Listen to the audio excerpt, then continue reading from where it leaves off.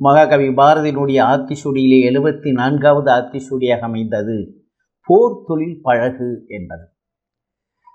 போர் அழிவை தருமே, அதனை ஏன் பழக வேண்டும் என்கிறார் மகாகவி பாரதியார். நாம் நினைத்து பார்க்கிறோம்.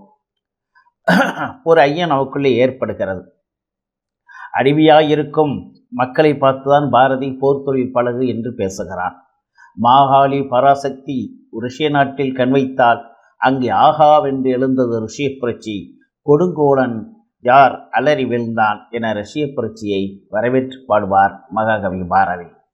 போர் தொழில் பழகு என்பது எதற்காக பாரதி அப்படி சொல்ல வேண்டும் என்று சொன்னால், போர் தொழில்தான் வலிமையை தரும், அச்சத்தை போக்கும், ஆதிக்கவாதிகளை அச்சுறுத்தும், அடிமை தலையை அறுக்கும் என்பதனால்தான் போர் தொழில் பழகு என்று பாரதி பேசுகிறான்.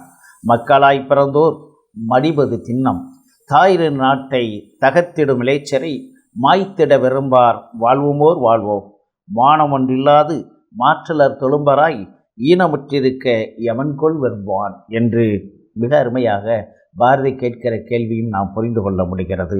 எனவே தன்னை காக்க, தன் நாட்டை காக்க, தன் வலிமையை காக்க போர் தொழில் பழக வேண்டும் என்பது பாரதியுடைய எண்ணமாக இருக்கிறது. சில நாடுகளில் போர் தொழில் என்பது கட்டாயமாக அவர்கள் போர் இராணுவத்திலே பணிபுரிந்திருக்க வேண்டும் என்கிற அமைப்பும் இருக்கிறதை நாம் பார்க்கிறோம். எனவே போர் தொழில் என்பது தன் உடலை வலிமையாக்கிக் கொள்வதும் எதிரிகளை அச்சப்படுத்துவதற்குமான ஆற்றலை உருவாக்கிக் கொள்வதும் தான் என்பதனால்தான் பாரதி போர் தொழில் பழகு என்று தன் ஆத்திசூடியிலே நமக்கு அறிவுரையாக வழங்குகிறார்.